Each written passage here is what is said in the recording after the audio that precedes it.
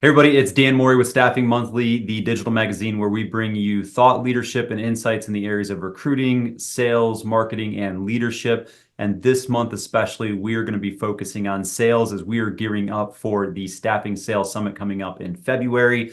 If you've not yet registered, definitely go do that because we are capping it at 100 people and we are sure to sell out. So on the topic of sales, I'm actually invited somebody back that had rave reviews from our last interview with Staffing Monthly, and we're going to be talking about one of the most important things that is really overlooked in sales performance and production that I think it's a symptom of the current state of selling. And we're going to get into that. But this is actually Rochelle Carrington, and she is the CEO of Emotional Blueprinting by Bulletproof Management. And she specializes in training executives, sales team, and really high achieving individuals, people that are just the high functioning, high performance, high achieving people that are always looking for that edge, that next best practice. And they're focused on overcoming their mental roadblocks and kind of the nuances that tend to hold us back, like we're going to talk about today. And she's been doing this for 30 years, and she has actually built a really successful practice in doing this. Prior to this, her foundation did come from the Sandler sales training model. She was a top franchisee, and she was actually the first woman to win the coveted David Sandler Award for Lifetime Achievement, which is nothing short of amazing, actually. That's a very small group to begin with. So Rochelle, I want to welcome you back to Staffing Monthly, and just I appreciate you being here and sharing your knowledge and wisdom with our audience today. Oh, absolutely. Thank you for having me back. Appreciate it. So there's a big thing. You and I were talking here just a week or so ago, and you were sharing with me something that I was feeling is a major roadblock to sales, and it's clogging up sales pipelines. And it's the fact that salespeople don't have a clear path forward. They're not getting clarity in their sales process, and that murkiness is slowing everything to a grinding halt, and it's really negatively impacting results. So what are you seeing out there? Why did you, of all the things that we could have talked about, why did you bring that one up first? Well, this is my favorite one because I think that I know that in my own sales career, this is the thing. Once I learned how to get a clear future, what that really meant, not only the technique, but also the mindset that needs to be created in order to do that, that made a massive impact on my own sales career. And the first 16 years of my sales career, I didn't know anything about it. And what I found was that, like many people, you end up chasing. And if we really think about sales, in the big picture, a salesperson basically has one job, and your job is to guide a prospect to make a decision as quickly as possible. Now, that decision may be yes, that decision may be no. We know that obviously, as salespeople, we want more yeses than nos. Yeah. However, your job is not to get a yes, your job is to get an answer. And we want those answers to be solid. We want those to be a yes or a no, and not to kind of do that middle ground of, let me think about it, or I'll call you back, or why don't you follow up with me in a few weeks, or anything like that. Because sales is really about becoming efficient and effective. The efficiency part of it, having that clear future, that is crucial to getting efficiency. And efficiency is you just want your sales cycle to be shorter, and you want to get the answer, whatever that may be, as quickly as you can, because that allows your sales cycle to be shorter. The shorter it is, the more deals you either bring in or you disqualify and you move on to the next thing. And so that efficiency is so incredibly important. And then the effectiveness part of it is, how do you guide someone to get that clear future, that next step? You've got to have a good way to do that so that it doesn't seem pushy, aggressive, overbearing, etc. Yeah, so I agree with that. And I feel like I've seen this issue of not getting clarity popping up more now. Maybe I think in staffing, we had these great years in 21 and 22, and then 23 was a bit of a regression, 24 was a bit of a regression, and things are flat. And you're starting to see salespeople not get clarity. So before I ask maybe why that's happening and get your speculation on that, let's talk about Like, what is clarity? Like, I know you just said getting to a decision, but like, why is it okay to get a no? Well, it's okay to get a no because at least it's a decision and you know that there's nothing to do going forward. And so I think where salespeople sort of get a little bit kind of mess up their own mindset, their own ability to close deals is because they believe and have been taught to believe that, at least if I get a let me think about it, some form of that, call me back, send me information, etc., at least I can keep somebody in the pipeline. And so what happens is you've got sales teams with very big pipelines, but the majority of it is garbage.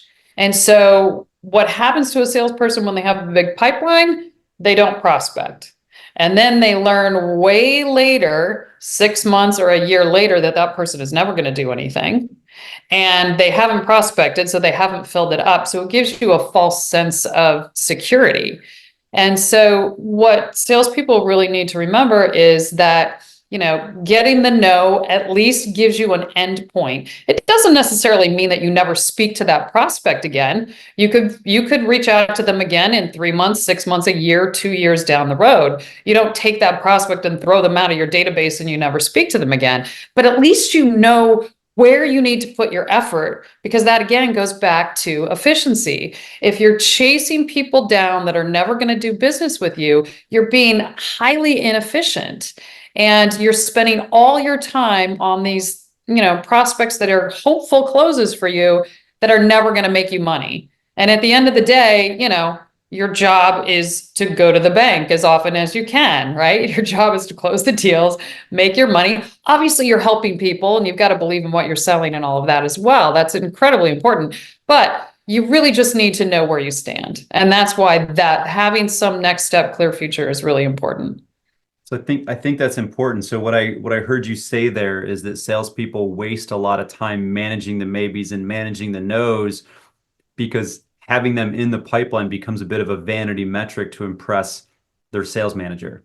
And it gives Yes. them the false hope that something is going to pop. But in reality, if we bank on that and when it just deflates in front of us, we're left with nothing. And because we're spending so much time or wasting so much time managing the maybes and the no's, we're not actually doing the prospecting work that we should be to be cycling people through. Is that right? Absolutely. And I think also, if we look at sales management generally will push, we want a huge pipeline. And most sales managers would rather have a giant pipeline, even if it's got a bunch of garbage in it, than to have a smaller pipeline that has really solid prospects.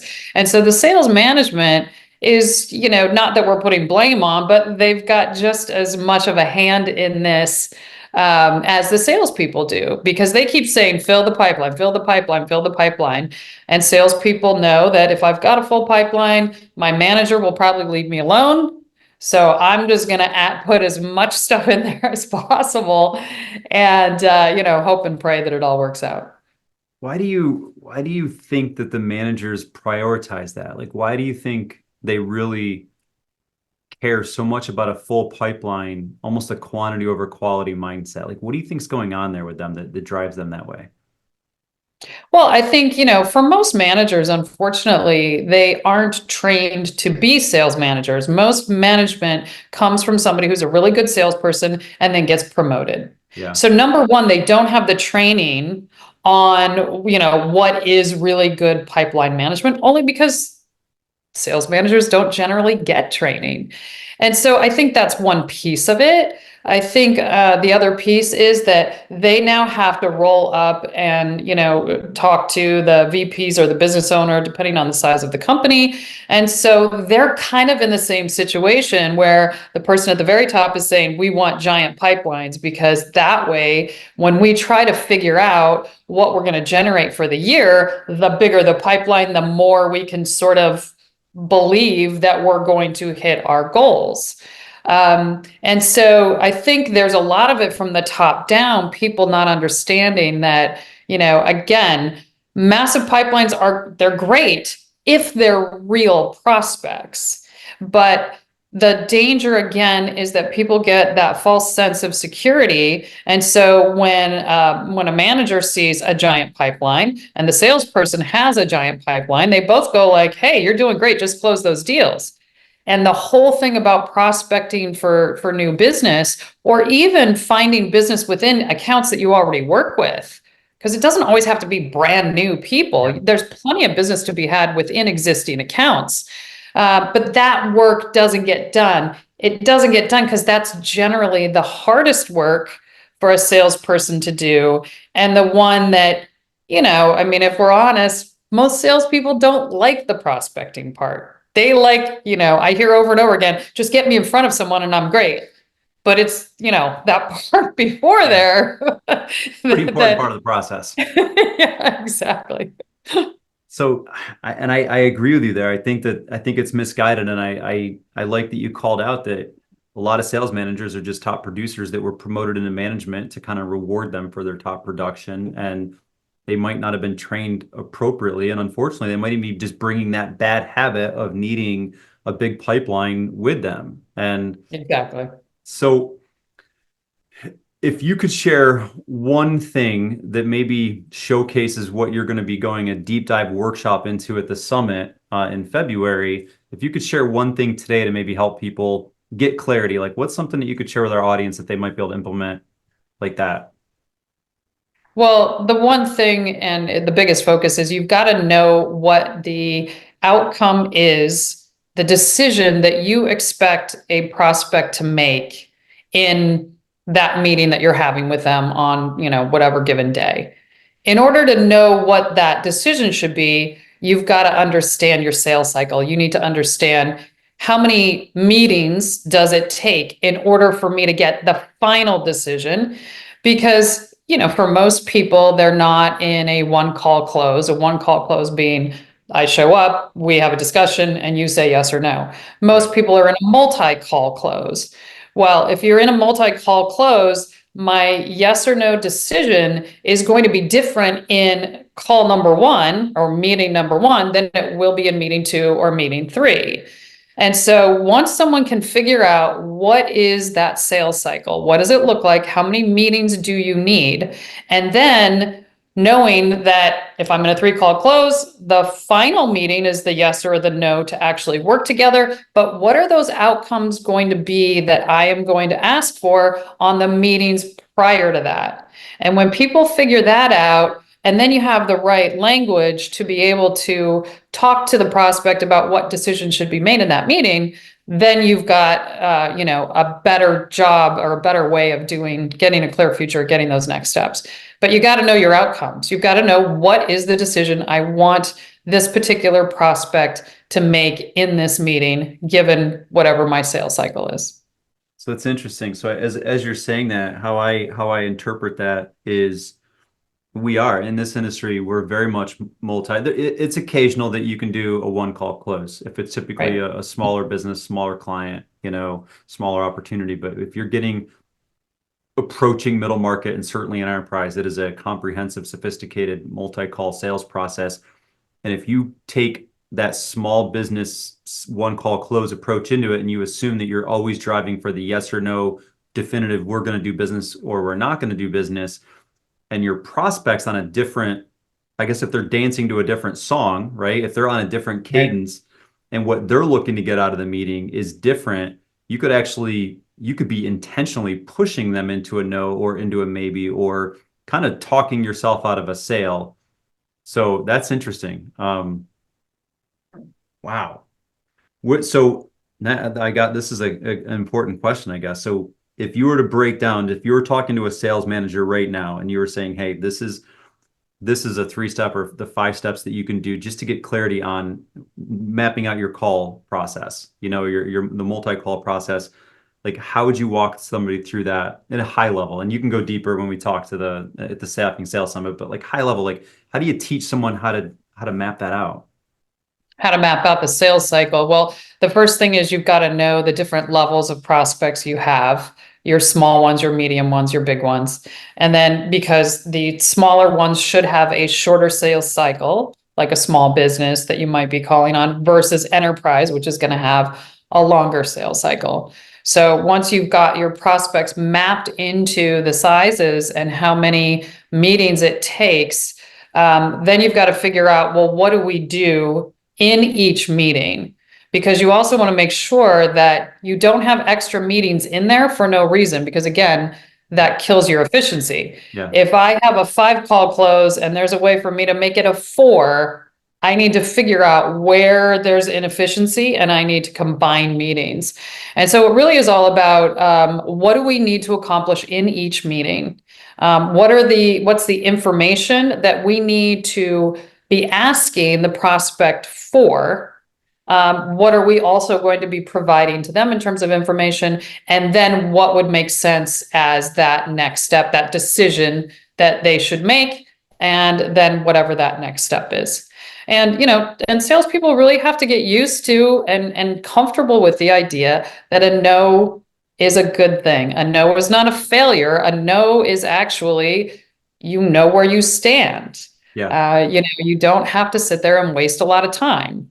And if you're getting a lot of no's, then you got to look at, why is that happening? What am I doing? Is it the wrong prospect? Is it the wrong service? Is it, do I have bad technique? What is going on? But at least it gives you a place to say, here's where I need to get a little more work. Here's where I need to get better. I love that. I love that. And obviously we're going to have a deep dive workshop at the Staffing Sales Summit where you're going to take producers and even a manager if they want to audit this to learn how to help their people get better, but really a producer focused topic on this one. What if I'm a salesperson that maybe is struggling with getting clear path forward and I attend your producer workshop on this, what are you going to be equipping me with? What am I going to learn and leave that session with and be able to do that I wasn't on the way in?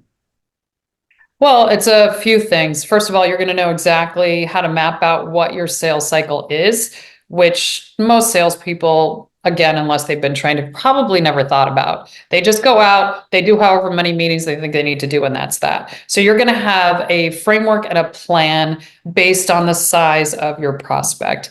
You're also going to know what the decision should be that you're asking for each time. And then you will also have the technique. How do you say it? What are the words that fit you? Not a script, not the way I would say it. It's going to be different how I would say it versus someone else. So it's got to fit your personality and, your style, but you're going to have the language to be able to ask for that. And then lastly, have the mindset to be okay that I'm not going to get a think it over and to be okay asking for a decision.